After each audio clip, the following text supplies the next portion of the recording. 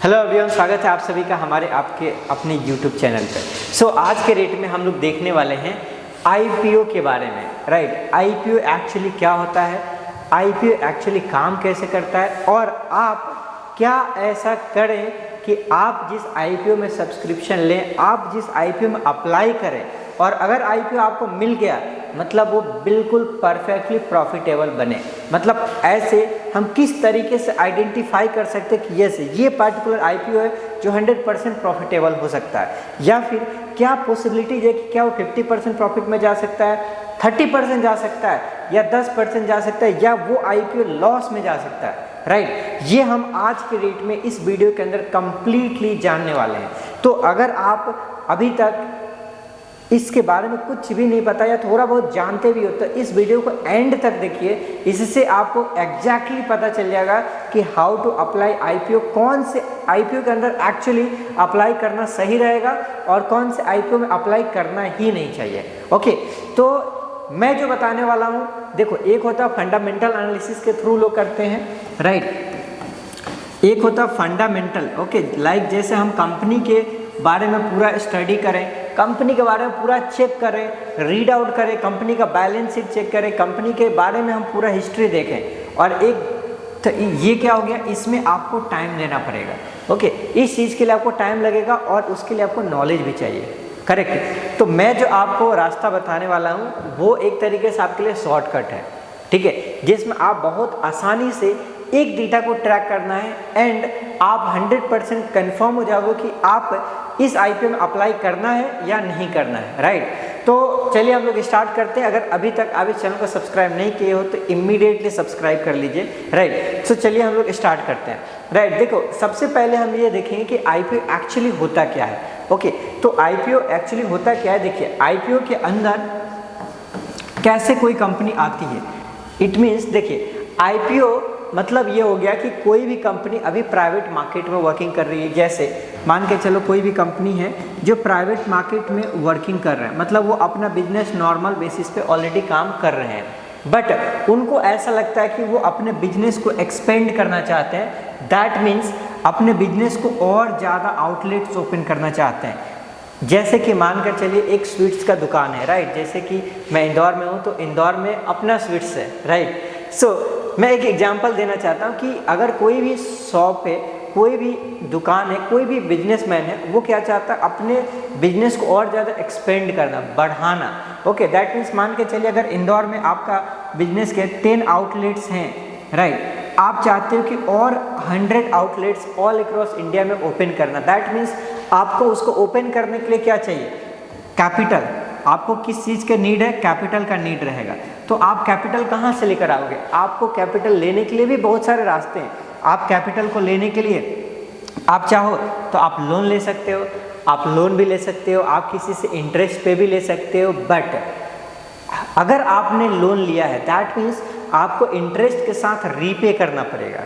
Okay, अब आप समझो कि अगर आपने इस बिजनेस को स्टार्ट करो बड़े लेवल पे, में भी हो सकता है नुकसान भी हो सकता है, में भी हो सकता है प्रॉफिटेबल भी बने, तो क्या कोई ऐसा रास्ता है जिसके थ्रू हम मार्केट के अंदर आ भी जाए, अब मार्केट में हमारा पूरे ऑल ओवर इंडिया में आउटलेट्स भी बन जाए, ओपन भी हो जाए, बिजनेस भी बड़ा हो जाए, लेकिन अगर हमारा इन केस बिजनेस फेल भी हो तो भी हमें रीपे करने की टेंशन ना रहे, मुझे इंटरेस्ट के साथ वापस करने की टेंशन ना रहे, या फिर अगर मैं प्रॉफिटेबल भी हो रहा हूँ तो मुझे ये टेंशन नहीं कि हाँ मुझे इतना पेमेंट रीपे करना है। ओके, तो एक्चुअली इसमें क्या होता है, इसी के लिए यहाँ पे कंपनी आती है IPO का नाम। राइट, इट मीन्स कोई भी कंपनी क्या चाहती है, अपनी कंपनी का जैसे 100% कोई कंपनी है तो 100% में से क्या चाहते हैं, उस कंपनी को कुछ पैसा चाहिए।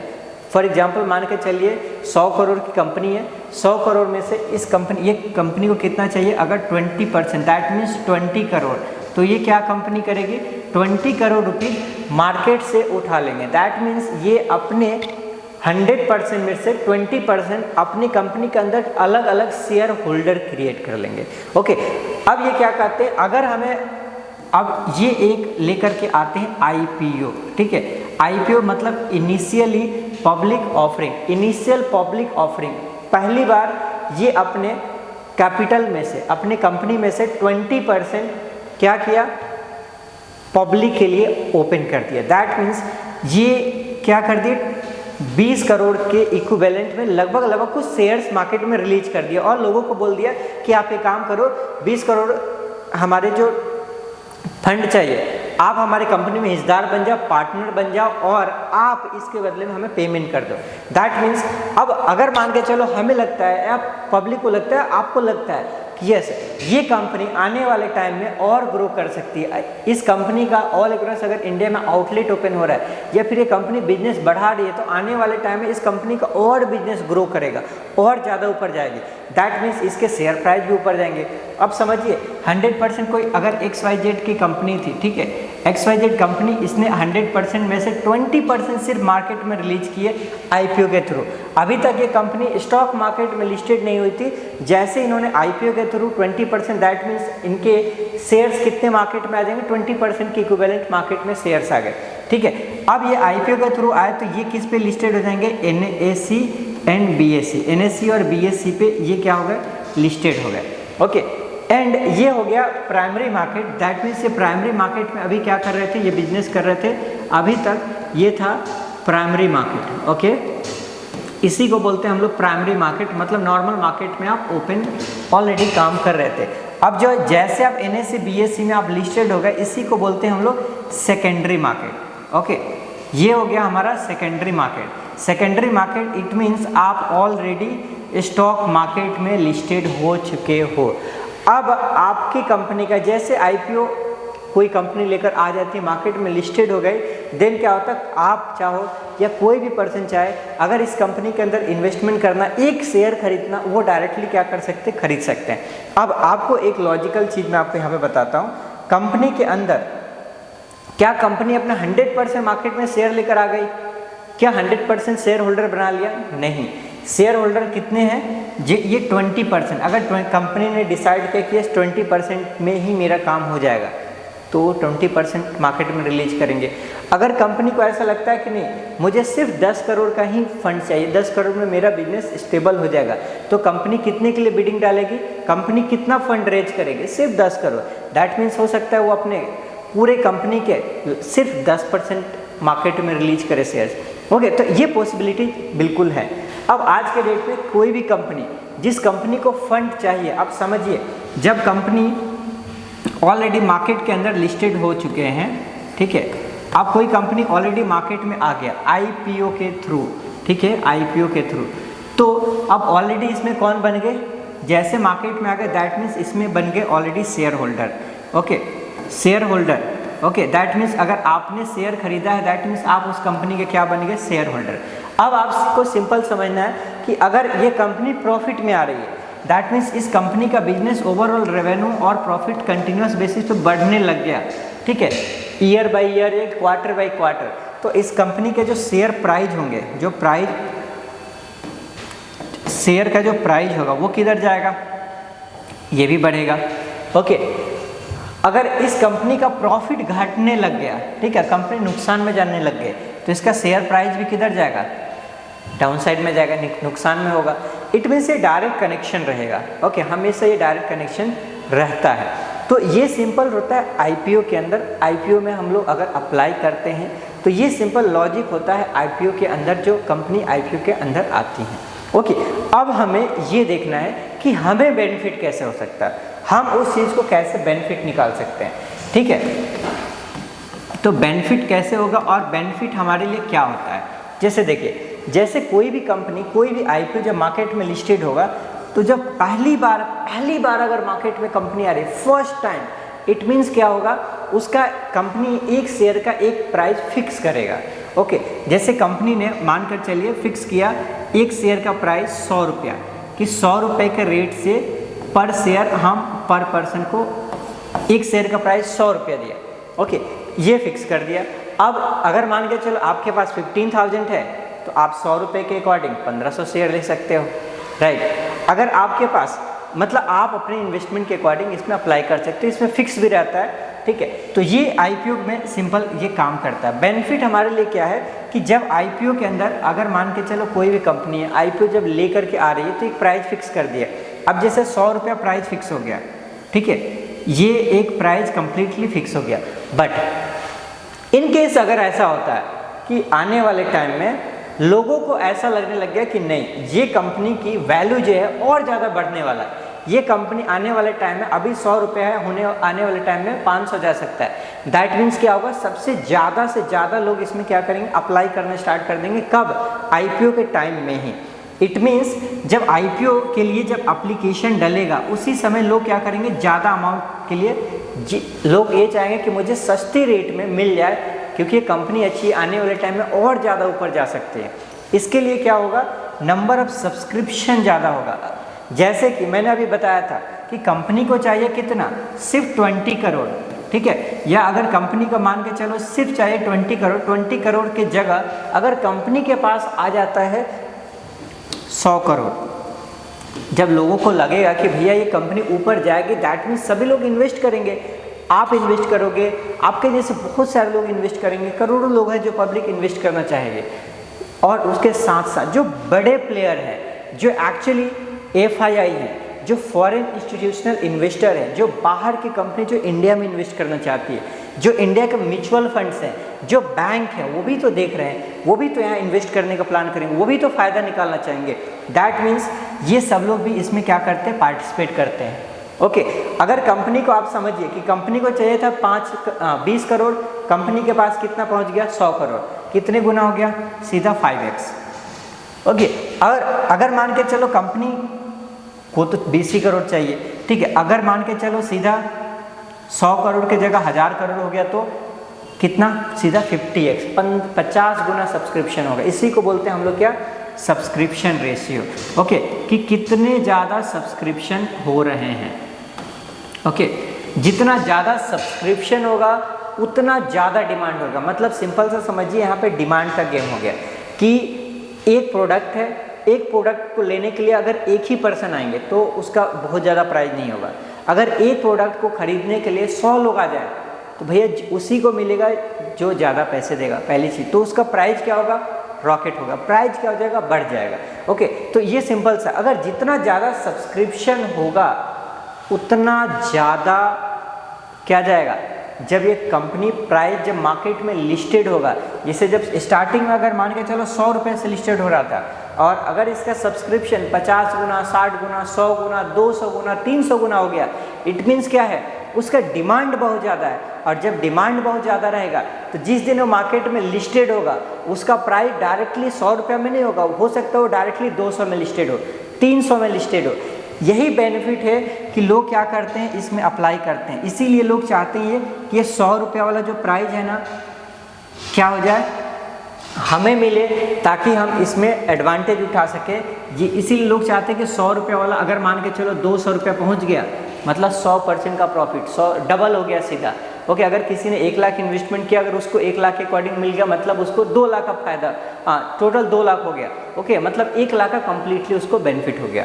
ओके, तो ये आई होप सो आपको समझ रहे होंगे। देखिए, आईपीओ ना 2 तरीके का होता है। अगर हम आईपीओ की बात कर रहे हैं तो देखिए, आईपीओ कंप्लीटली 2 टाइप्स के आईपीओ होते हैं। ओके, एक होता है main line IPO, okay, main line IPO, और दूसरा होता है SME, ठीक है, small medium and enterprises. Okay, तो SME आईपीओ। ओके, इस दोनों के अंदर बहुत ही सिंपल सा डिफरेंस है जिसको हमें ध्यान रखने की जरूरत है। देखिए, main line IPO that means actually इसके अंदर बड़ी कंपनी रहती है और इनको more than 100 crore funds generally, ये मार्केट से 100 करोड़, 200 करोड़, 300 करोड़, 500 करोड़, हजार करोड़, ये एक्चुअली मार्केट से फंड रेज करना चाहते हैं। और जो दूसरा SME कंपनी है, SME मतलब स्मॉल एंड मीडियम, मतलब ये छोटी कंपनी होती है, ये मार्केट से 2000 करोड़ फंड रेज नहीं करेंगे। जैसे पेटीएम का आया था तो लगभग 18,000 करोड़ का पेटीएम का आईपीओ आया था, राइट, वो किस में आएगा, वो मेन लाइन आईपीओ के अंदर आया था। ओके, अब SME आईपीओ के अंदर जो छोटी छोटी कंपनी है, जिसको कोई कंपनी है जो 20 करोड़ का है ओवरऑल टर्नओवर है, दैट मीन्स उस कंपनी को सिर्फ 5 करोड़ का फंड चाहिए, दैट जिसके चलते वो अपने बिजनेस को सेटल कर लेंगे। ओके, तो वो किसके अंदर आएंगे, वो सभी के सभी इसके अंदर आएंगे। दैट मीन्स यहाँ पर अगर किसी को 3 करोड़ का फंड चाहिए, 5 करोड़ का फंड चाहिए किसी कंपनी को, किसी को 20 करोड़ का या 10 करोड़ का फंड चाहिए, वो सब किसके अंदर में आएंगे, सब SME के अंडर में आएंगे। राइट, समझ रहे हैं।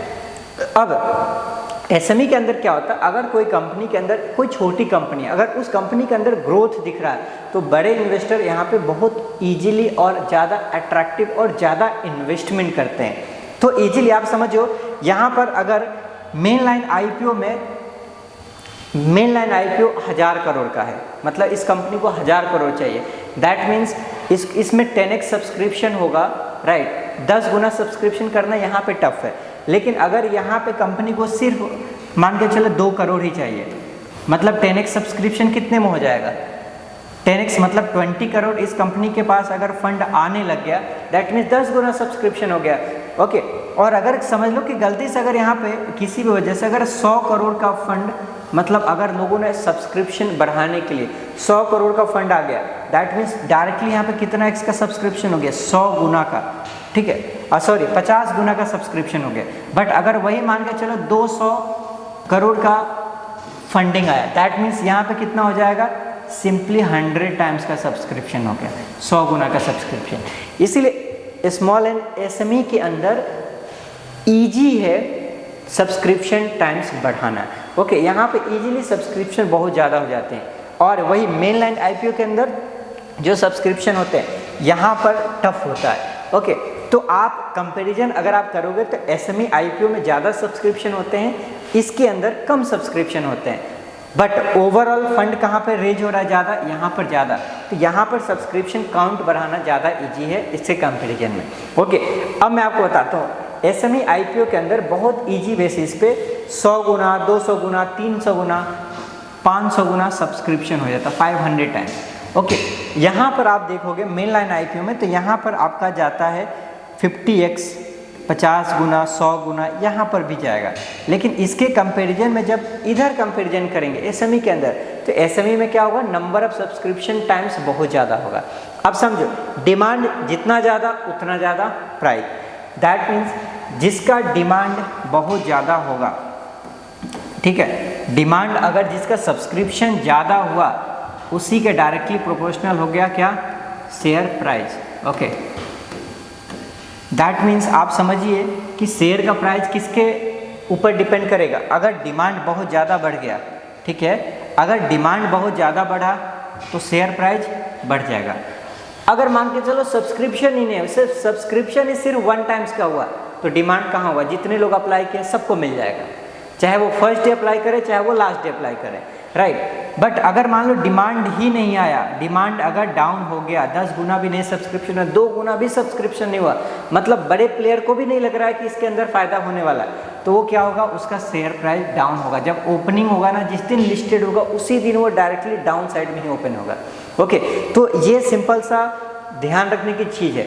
अब आपको इसमें सबसे इम्पोर्टेंट पॉइंट है जिसको हमें ध्यान रखने की ज़रूरत होती है।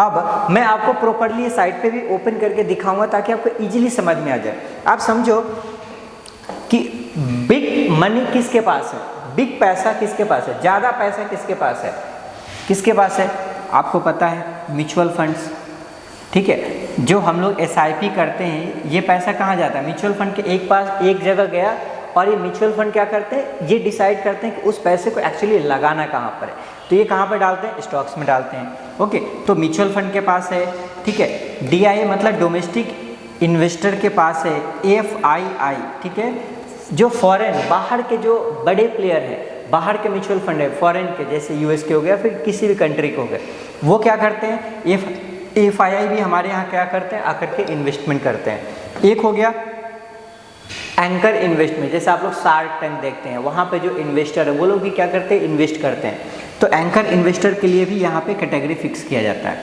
ओके। तो ये सभी लोग क्या है, बड़े प्लेयर हैं मार्केट के, ये लोग ज़्यादा पैसा डालेंगे, ओके। पब्लिक कितना डालेगी, पब्लिक के एक लिमिटेशन है जिसको बोलते हैं retail category, okay. Retail category के पास जब IPO अप्लाई करते हैं तो रिटेल कैटेगरी के पास 35% का रिजर्वेशन रहता है, दैट मीन्स 35% का reservation, that means 35% retail category के पास रहेगा किसी भी IPO के अंदर, ठीक है, फॉर एग्जांपल एक, और 35% के अलावा जो रिमेनिंग 65% रहा, वो 65% के अंदर कौन अप्लाई करेंगे, ये म्यूचुअल फंड हो गए, DIA हो गए, FII हो गए, एंकर इन्वेस्टर हो गए, ये सभी लोग क्या करेंगे, इसके अंदर इन्वेस्टमेंट करेंगे। तो हमें यहाँ पे सबसे ज़्यादा किसको ट्रैक करने की आवश्यकता होता है, यहाँ पे ट्रैक करने की ज़रूरत है FII को, DII को। इनके लिए एक कैटेगरी यहाँ पर दिया गया है, इसको बोलते हैं QIB, ठीक है, QIB कैटेगरी। सो आपको QIB कैटेगरी, जब भी IPO का सब्सक्रिप्शन होता है तो QIB कैटेगरी को देखना जरूरी होता है कि QIB का मतलब ये होता है क्वालिफाइड इंस्टीट्यूशनल बायर, ठीक है, क्वालिफाइड इंस्टीट्यूशनल बायर, मतलब ये इनके पास जो पैसा है वो बहुत बड़ा पैसा है। अब रिटेल कैटेगरी में मान के चलो 100 लोग अप्लाई कर रहे हैं, तब जा कर के 1 करोड़ 2 करोड़ तक का कैपिटल पहुंच रहा है 100 लोगों में, राइट। अब यहाँ पर जो एक QIB है, एक फंड, वो डायरेक्टली इकट्ठा ही हो सकता है, एक ही बार में 100 करोड़ का फंड डाल दे, 200 करोड़ का फंड डाल दे, 500 करोड़ का फंड डाल दे। तो एक्चुअली ज़्यादा कौन यूज कर रहा है, ज़्यादा मोमेंटम कौन क्रिएट कर रहा है, ऑब्वियसली QIB। अच्छा, पैसा ज़्यादा जो लगाएगा वही तो ज़्यादा रिसर्च करेगा, राइट। अगर आप सिंपल से समझो, जो ज़्यादा पैसा लगाएगा वही ज़्यादा रिसर्च करेगा। अगर आपका 10,000 लग रहा है तो आप 10,000 के अकॉर्डिंग रिस्क ले रहे हो, मतलब आपका तो कम लग रहा है। बट जो पर्सन 1,000 करोड़ डाल रहा है, 2,000 करोड़ डाल रहा है, दैट मीन्स उसके लिए ज़्यादा टेंशन है, वो ज़्यादा पैसा लगा रहा है, तो हमसे ज़्यादा रिसर्च करेगा। और हम अगर उसी को फॉलो कर लें तो हमारे लिए अच्छी बात है, राइट। तो हमें क्या करना है, अब हमें यही चीज़ें यहाँ पे ट्रैक करना है कि एक्चुअली QIB कब इन्वेस्ट कर रहे हैं, कब इन्वेस्ट कर रहे हैं। जिस समय वो इन्वेस्ट कर दे उसके बाद हम इन्वेस्ट कर ले, ज़्यादा बेटर है।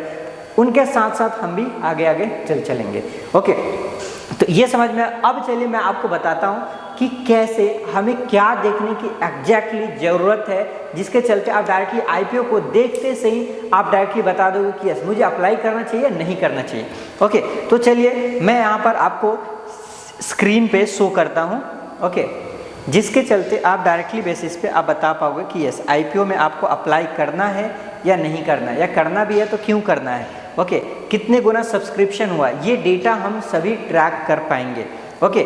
सो इसके लिए एक वेबसाइट मैं आपको स्क्रीन पे शिफ्ट करता हूँ, देन फिर मैं आपको प्रॉपरली बताता हूँ। चित्तौड़गढ़.com, ओके, जी हाँ, चित्तौड़गढ़.com, दैट मीन्स जो हम लोग घूमने का एक प्लेस है ना, राइट, उसी नाम से वेबसाइट है, राइट। तो इस वेबसाइट को मैं थोड़ा सा जूम कर रहा हूँ, ओके।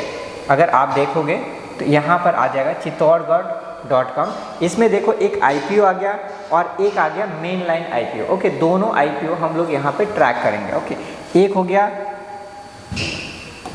एक IPO मेन लाइन और दूसरा हो गया SME IPO, ओके।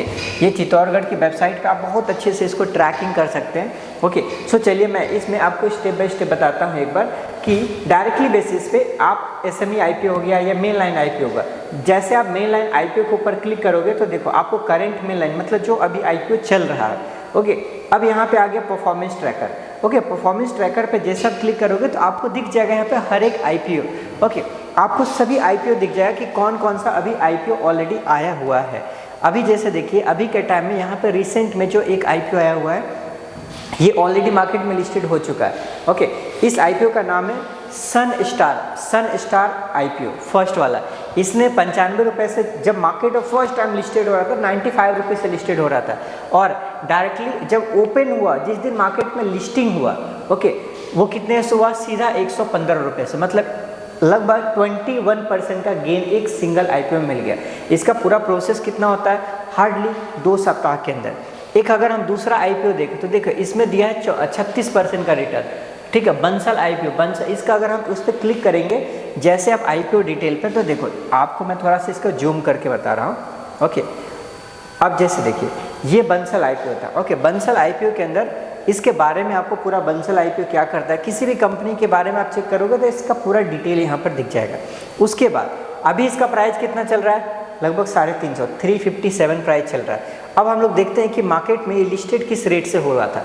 देखो मार्केट में जब ये लिस्टेड हुआ था ये 256 रुपये, 256 रुपये से इसका मार्केट में ऑफर किया गया था, ओके। जब मार्केट का इनिशियल प्राइस था, ओके, जो प्राइस बैंड जिस रेट पे लोगों को मिला होगा IPO के अंदर, ओके।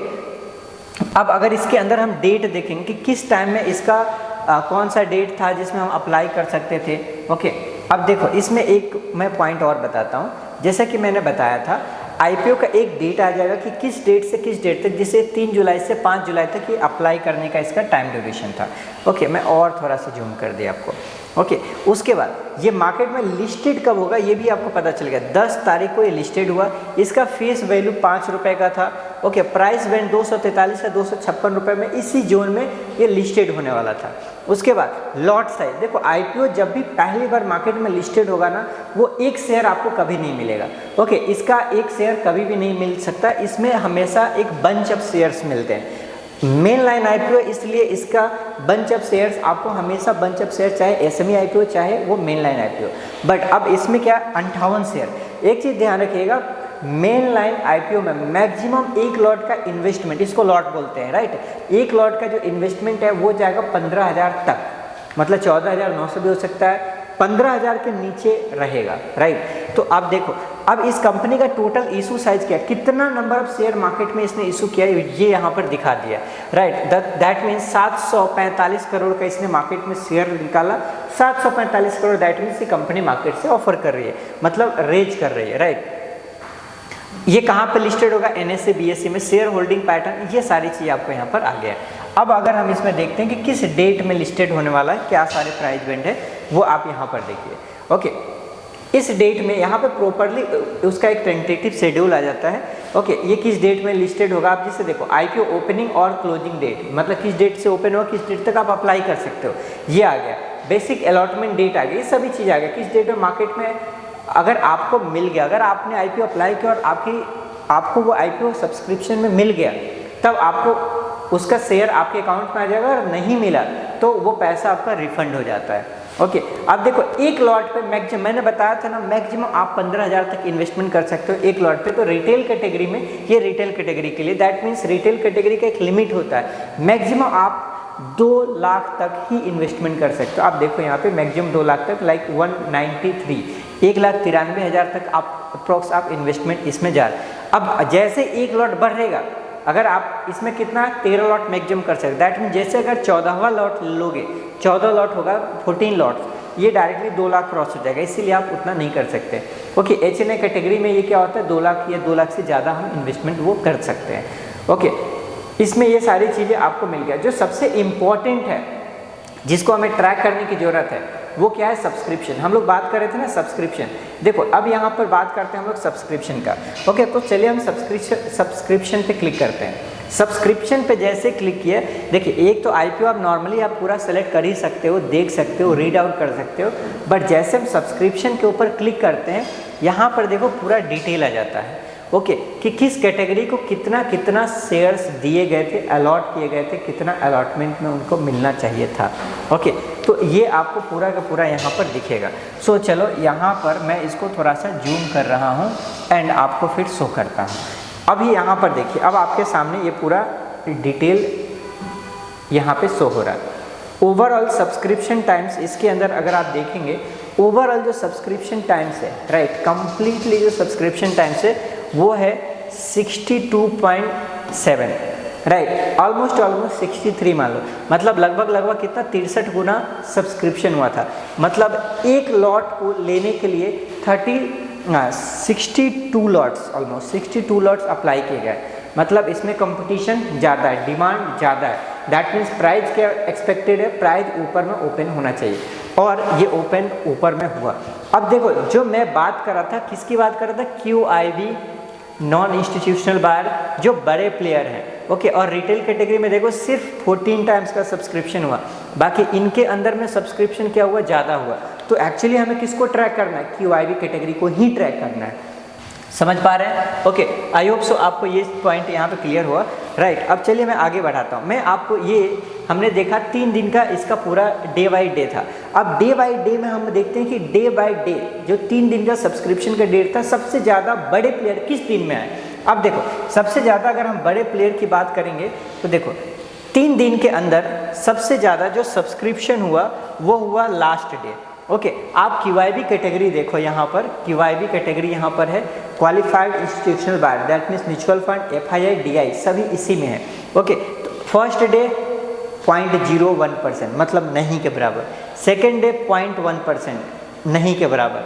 लास्ट डे देखो 153 टाइम्स, मतलब सबसे ज़्यादा कब सब्सक्रिप्शन करते हैं, लास्ट डे सब्सक्रिप्शन करते हैं। दैट मीन्स वहाँ पे ज़्यादा मोमेंटम मिलेगा।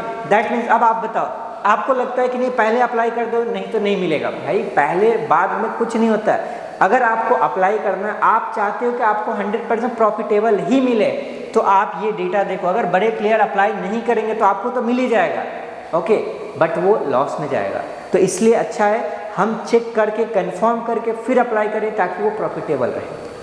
करेक्ट। तो देखो आपको ओवरऑल ये आपका, अब जब सभी का एवरेज एक सब निकालते हैं तो देखो ये मिलता है हमारा लगभग 62 टाइम्स का ये सब्सक्रिप्शन गया। ओके, ये तो एक ये हो गया। अब चलो हम लोग इसको देखते हैं कि ओवरऑल इसमें ये इतना सब्सक्रिप्शन तो हुआ, बट जिस दिन मार्केट में ओपनिंग हुआ उस दिन किस रेट से ओपन हुआ। ओके, तो चलिए इसके लिए हम लोग थोड़ा सा डिटेल और इसका चेक करते हैं। आईपीओ डिटेल पे आ गए और मार्केट में अब हम लोग इसका चेक करते हैं कि किस डेट में, जब वो मार्केट में जब ओपन हुआ था, लिस्टेड हुआ था, तो किस रेट से लिस्टेड हुआ। ओके यस, अब यहाँ पर देखिए मैं आपको यहाँ पर बता रहा हूँ, यहाँ पर क्या है, यहाँ पर आपको पूरा डिटेल मिल जाएगा। ओके, मतलब 2 से 256 रुपये में लिस्ट ओपनिंग होना था। ठीक है, ये आईपीओ का प्राइस बैंड था 256 रुपये, और मार्केट में जब लिस्टेड हुआ वो हुआ, ओपनिंग हुआ एनएसई और बीएसई में। एनएसई में हुआ 300, बीएसई में हुआ 352 रुपये पे, और एनएसई में हुआ 356 रुपये पे, और बढ़कर कहाँ तक गया था, बढ़ करके गया 368 तक। कितने रुपए में लिस्टेड हुआ था, 256 रुपये पे, और हाई कितना लगा दिया उसी दिन में, 368 तक। दैट मीन्स लगभग 112 पॉइंट, 110 से 12 पॉइंट, 100 पॉइंट से ज़्यादा आपको मिल गया। और इसका लॉट साइज़ कितना था, अभी हमने देखा था ना 58 का लॉट साइज था। अब मान के चलो आपको 100 पॉइंट भी वहाँ पे कवर कर रहे हो तो भी आपको 5800 से ज़्यादा आपका एक सिंगल लॉट पे प्रॉफिट हो रहा है। आप समझिए 15,000 का इन्वेस्टमेंट करने के बाद आपको ऑलमोस्ट 6,000 के आसपास का फ़ायदा मिल रहा है आईपीओ के अंदर, वो भी कितने टाइम में, सिर्फ 10 से 15 दिन के अंदर अंदर। ओके, तो ये आईपीओ के अंदर आपको इन्वेस्टमेंट करना सबसे अच्छी बात है, बहुत सेफ इन्वेस्टमेंट हो सकता है। बस हाँ, इसके लिए हमें सबसे ज़रूरी क्या देखना है, सब्सक्रिप्शन।